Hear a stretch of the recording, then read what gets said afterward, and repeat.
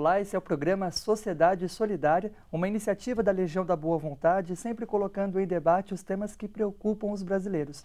Na edição de hoje falamos sobre como prevenir e combater o consumismo na infância. Infelizmente, hoje, precocemente, crianças e adolescentes já têm se iniciado nesse mundo do consumo e isso traz prejuízos para a sua formação e para as suas famílias. Vamos ver alternativas, inclusive o brincar, como a formação lúdica das crianças também pode colaborar para que as famílias estejam protegidas desse que é um dos grandes fenômenos da sociedade que vivemos hoje. Para falar conosco sobre este tema, recebemos uma especialista no assunto, a doutora Adriana Friedman. Ela é cofundadora e também conselheira da Aliança pela Infância, uma entidade que se dedica a colocar em pauta os temas relacionados aos direitos das crianças no nosso país. Ela também é pesquisadora, doutora em antropologia, mestre em educação e vai compartilhar com a gente a sua experiência de vida e também os trabalhos que tem desenvolvido nesse tema. Bom, primeiramente, gostaríamos de agradecer em nome da LBV pela senhora ter gentilmente aceito o nosso convite, estando aqui hoje. Seja sempre muito bem-vinda. Muito obrigada pelo convite, pela oportunidade de poder estar falando aqui com os espectadores e espero poder contribuir aí com essa temática, com esse debate. Certamente. Bom, a doutora se dedicou aí a pesquisar até como é que é essa evolução do brincar ao longo das últimas décadas. Hoje, quando a gente vê a questão do consumismo tão forte, e aliás, nessa época do ano, ainda mais intensa, quais são os riscos, os perigos que isso traz para as crianças que, na atualidade, estão em processo de formação?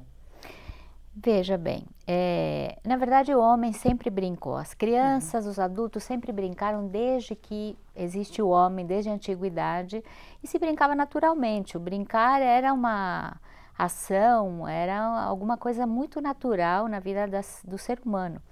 E com o decorrer da história, veio a industrialização, principalmente na época em que se criaram as escolas, se levou o brincar para dentro das escolas como sendo uma metodologia, uma pedagogia, então se perdeu um pouquinho esse sentido do brincar. A gente vai avançando na história e eu faço questão de falar da história porque talvez nossos telespectadores, muitos vão lembrar do que brincaram nas suas infâncias, era muito natural brincar.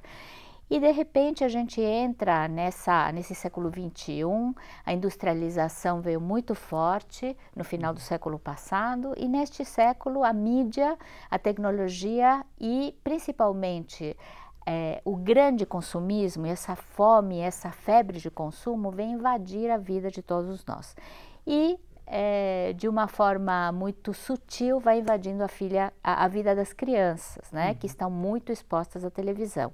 A gente sabe hoje que se elas não estão na escola, elas passam muitas horas, o que já é prejudicial, mas elas estão expostas a algumas programações e principalmente à propaganda, ao marketing, e muito desprotegidas, na verdade. Em geral porque elas estão mais sozinhas, os adultos em geral estão ocupados ou não estão em casa, então se cria com esse marketing um desejo na criança e uma angústia, uma ansiedade que ela começa a pedir. Começa a pedir porque a propaganda A convenceu disso? A convence, a propaganda lhe mostra um aspecto que pode até ser real daquele brinquedo, mas o fato é que quando os pais, muitas vezes com enormes esforços, vão e compram esse brinquedo, vem um desencantamento em geral, porque a criança brinca um pouquinho e daqui a pouco enjoa. Ela enjoa, ela deixa de lado e muitas vezes então fica um círculo vicioso que ela vai pedir um outro.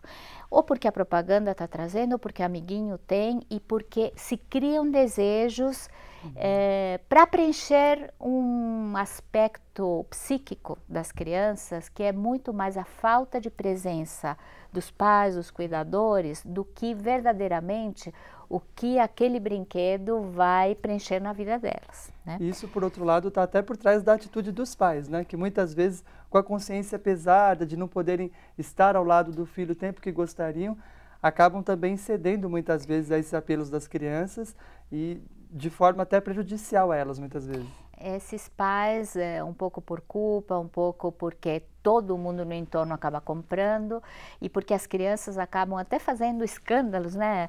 Tendo birras porque elas querem aquilo, então os pais um pouco para satisfazer essa vontade dos filhos que no fundo é uma falta de presença, uma falta de atenção desses pais. Elas no fundo estão pedindo atenção. Então quando elas pedem um brinquedo, claro que é no inconsciente, elas não sabem, né? Mas logo elas deixam de lado e elas novamente se cria um outro desejo, já seja pela propaganda, porque ela viu que o amiguinho tem, que a mãe comprou, e se cria um jogo psicológico que é muito mais profundo, o buraco é muito mais embaixo do que somente ter o acesso a esse brinquedo, né? Agora, embora os brinquedos hoje eles estejam mais acessíveis, ainda assim as crianças elas têm acesso a muita informação. E muitas vezes elas querem um brinquedo daquela marca, elas querem aquele videogame, por exemplo, que até está fora das possibilidades da família, né? Nesses casos, acaba podendo gerar algum tipo de trauma também, algum tipo de ansiedade ainda mais intensa pelas crianças? Ansiedade, sim. Não diria trauma, né? Porque acaba sendo um pouco assim, um jogo emocional, né? Não acho que chegue a criar traumas realmente, né? Agora, acho que nós pais temos que pensar um pouquinho antes de dizer sim, antes de... nessa negociação, porque afinal as crianças hoje, elas são muito espertas e elas negociam com os pais e elas são as donas da decisão da compra muitas vezes. Às vezes os pais vão na loja, ela já sabe aonde ela quer ir. E as pesquisas mostram mesmo, né, que elas acabam influenciando e decidindo mesmo as compras pela família. Muito. Então, dá muito trabalho, mas os pais precisam conversar.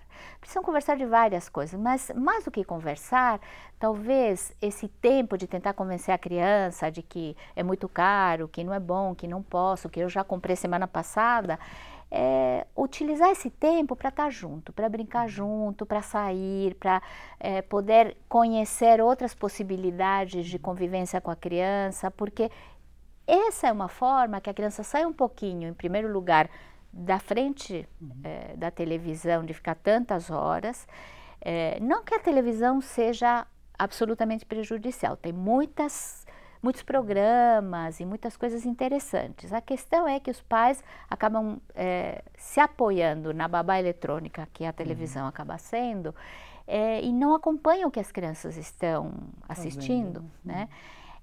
Então, o que está faltando de verdade é esse tempo junto com os filhos, né? Agora, já que a senhora citava a televisão, que é um recurso que talvez não estava tão presente nas gerações anteriores, tem o outro recurso tecnológico que deixa muitos pais de cabelo em pé, que é a internet, a informática. Afinal, as crianças, muito cedo, elas já dominam até mais do que os pais essas novas tecnologias.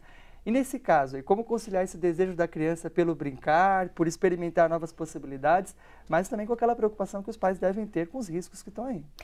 Então veja, hoje as pessoas falam assim, as crianças já nascem apertando o botão. De verdade, elas já vêm muito mais acordadas, acesas, e elas acabam nos ensinando a nós adultos, né? Agora, tem pesquisas de especialistas em internet, tem uma ONG que chama SaferNet da Bahia, que mostra que nós adultos temos hoje muito receio de deixar as crianças irem até a pracinha da esquina, a gente tem medo pela segurança, mas a internet é o espaço mais perigoso e inseguro onde a criança está exposta e a gente não faz ideia a quem, né? Então, há uma outra questão que já desde bebezinhos os pais, a gente hoje vê muito bebê nos carrinhos com celular e elas ficam absolutamente hipnotizadas ou depois mais para frente computador para criança, é absolutamente prescindível bebê e criança estar mexendo nesses aparelhos, porque bebê precisa experimentar os sentidos, precisa cheirar, precisa tocar, precisa levar a boca, precisa experimentar, ter muitas experiências com diferentes texturas e gostos e sabores e cheiros. Então, se você pensa um aparelhinho nosso de celular, de computador, é absolutamente... não tem essa variedade, não né, tem. de experiência. Então, não precisa, por mais que a criança, então a gente fala, nossa, meu filho já consegue. Então, os pais se encantam, por um lado, mas a criança não está pronta cognitivamente não está pronta. Então vale muito mais a pena que ela venha cozinhar junto com a mãe, que ela venha se arrastar na areia, na terra, música, por exemplo, né? Que ela venha ouvir música, que ela mexa com tinta, que ela simplesmente experimente, que isso é a grande brincadeira, se experimente o mundo à sua volta, os objetos, e não precisa nada muito sofisticado. E aí está a grande questão, porque esse mercado, essa indústria de brinquedos cria uma necessidade irreal no fundo, porque a minha geração e as gerações anteriores às minhas, a gente não tinha esse universo e a gente cresceu e se desenvolveu muito saudavelmente. Então, hoje o que está acontecendo é que se criam ansiedades pela compra ou pela falta, e como eu estava colocando anteriormente, a questão é a falta da presença, a falta do afeto, a falta de estar junto, a falta de não precisar objetos para poder ter um vínculo, né? Bom, agora como conseguir tudo isso? Como os pais que têm aquela rotina atribulada e a sociedade como um todo também pode repensar aquilo que tem oferecido às crianças? É isso que a gente continua a falar no próximo bloco. O programa Sociedade Solidária vai para um breve intervalo. Na edição de hoje conversamos com a doutora Adriana Friedman. Ela é conselheira da Aliança pela Infância. A gente vai para o breve intervalo e já volta.